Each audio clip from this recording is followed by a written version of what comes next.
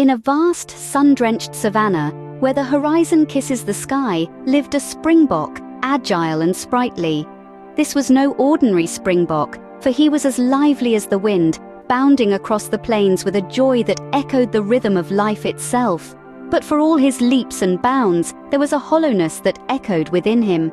He was alone, the only one of his kind in this immense wilderness. Each day, the springbok would rise with the sun, his heart throbbing with the energy of a new dawn. He would sprint across the savanna, his hooves drumming a solitary beat against the earth, his laughter a solitary song against the silence. He would leap over sun-baked rocks and race with the wind, pushing himself to the edge of his strength, chasing the echo of companionship in the hollow emptiness. The springbok was not unhappy, but he yearned for something more. The savanna was his playground, but it was also his prison. He longed for a companion, someone to share in his joy, his laughter, his tears. He longed for a friend who would understand his heart's deepest desires, who would stand by his side through the trials and tribulations of life, who would share in the beauty of the savanna and the thrill of the chase. Every night under the vast expanse of the starlit sky, the springbok would gaze at the twinkling stars and make a wish.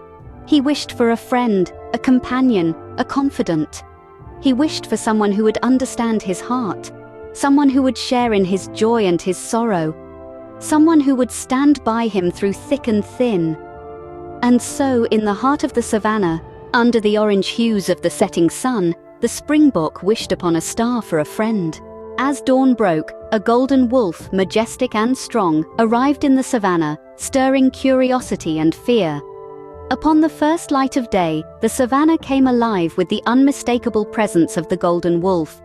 A creature of such regal bearing, his coat shimmered under the rising sun, casting a golden glow that danced on the tall grass. His journey to the savanna was a tale of resilience. From the distant northern forests, across the vast desert plains, the golden wolf had traversed landscapes most unforgiving. This journey, marked by perseverance and courage, was a testament to the wolf's spirit, and it was this spirit that stirred unrest among the savanna dwellers. From the towering giraffes to the smallest of field mice, a wave of unease swept across the land. The animals watched from a distance, their eyes wide with dread and intrigue. The golden wolf, an unfamiliar sight, a symbol of the unknown, sparked fear in their hearts. Yet, amidst the chaos, the springbok, our brave little protagonist, found a flicker of curiosity burning within him. The springbok, though small and seemingly insignificant, had a heart larger than the savanna itself. Despite the fear that gripped him, the springbok felt a pull, a curiosity that he could not ignore. He saw not a threat in the golden wolf, but a soul who had journeyed far. A soul that carried stories from lands unknown, tales of adventures untold. In the hush that had fallen over the savanna, the springbok moved. His hooves, usually swift and sure, trembled slightly as he made his way towards the golden wolf. Every step he took echoed across the plains, a testament to his courage. The other animals watched in stunned silence, their fear momentarily forgotten, replaced by an awe that held them captive. In the face of fear, the springbok found courage, and he took a step towards the golden wolf, a step towards an unexpected friendship. It was in this moment, under the watchful eyes of the savanna, that the springbok set the stage for a story that was yet to unfold. High above, a wise old crown crane watched the unfolding friendship with keen interest. Perched high on an ancient acacia tree, the crane, with its grey and white plumage and a crown of golden feathers, was a sight to behold. He was known throughout the savanna for his wisdom and knowledge, a sage among birds, a keeper of old tales and truths. The crown crane, with his keen eyes, observed the unlikely bond forming between the nimble springbok and the majestic golden wolf. He watched as they pranced around the savanna, their laughter echoing through the plains, a sight and sound that was as beautiful as it was unusual. In his many years, the crown crane had seen countless friendships bloom and wilt, had seen alliances form and shatter. But this friendship between a springbok and a wolf, was something he had never seen. It was a dance of trust and camaraderie, a ballet of an unusual friendship, played out across the vast stage of the savanna. He knew the savannah and its creatures like the back of his wings. He knew their stories, their struggles, their triumphs and defeats. He knew the law of the land, the balance of nature, and the rhythm of life. But this was a new rhythm, a new balance, a new story. The crane, in all his wisdom, knew that every creature had a role to play, a purpose to fulfill. The springbok, with its agility and grace, represented the rhythm of the savannah. The golden wolf, with its strength and courage, embodied the savannah's raw power. Their friendship was a harmonious symphony of these elements, a testament to the beauty of unity and diversity. As the sun began to set, casting long shadows on the savannah, the crane ruffled his feathers and let out a soft coo. There was a sense of peace, a sense of anticipation, a sense of something profound in the wind. The crane saw something in their friendship, a lesson for all, a lesson yet to unfold. Life in the savannah was not always easy, and soon, the golden wolf and the springbok faced a challenge. So it happened. The skies turned a dusty red as the earth cracked and crumbled. A severe drought had hit the savannah, a drought the likes of which the animals had never seen before. Water, the lifeblood of the savannah, had become a scarce resource, a precious commodity. The once lush grasslands stood parched, the rivers and ponds dried up, leaving behind a barren canvas.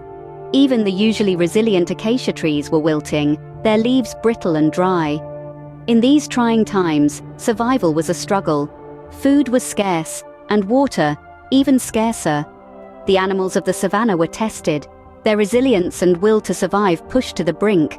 But in this great challenge, it was the friendship of the golden wolf and the springbok, an unlikely duo, that was truly put to the test. The golden wolf, a creature of strength and agility, found himself weak, his golden coat losing its shine. The springbok, known for its speed and grace, moved slowly, its steps hesitant, its spirit waning. But even in the face of adversity, they did not abandon each other. Their bond, their friendship, was stronger than the drought that threatened their lives. They searched for water together, they shared their sparse meals, and they stood guard for each other during the dangerous nights. Their actions spoke volumes about their friendship, a friendship that was not built on convenience, but on mutual respect and trust. The drought was a test, a hardship that could have driven them apart, but it did not. Instead, it brought them closer. They understood the value of their bond, the strength in their unity, and the power of their friendship.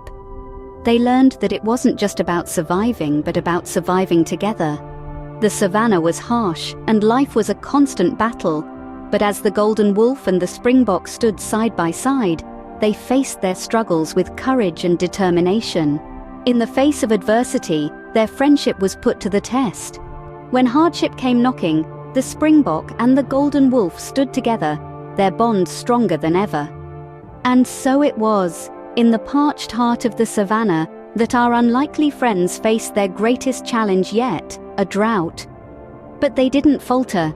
Instead, they pooled their wisdom, courage, and sheer determination to find water. The springbok, with its keen sense of smell, and the golden wolf, with its uncanny ability to dig deep into the earth, formed an unbeatable team. They worked tirelessly, day and night, until finally, they found water. Their discovery was not just a lifeline for them, but also for the entire savannah.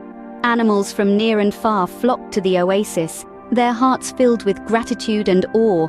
All the while, the words of the wise crown crane echoed in their minds. "Your friendship will teach a lesson that will ripple through the savannah." And ripple it did. And so the springbok and the golden wolf taught everyone the power of friendship and unity. For in unity, there is strength, a lesson the savannah would never forget.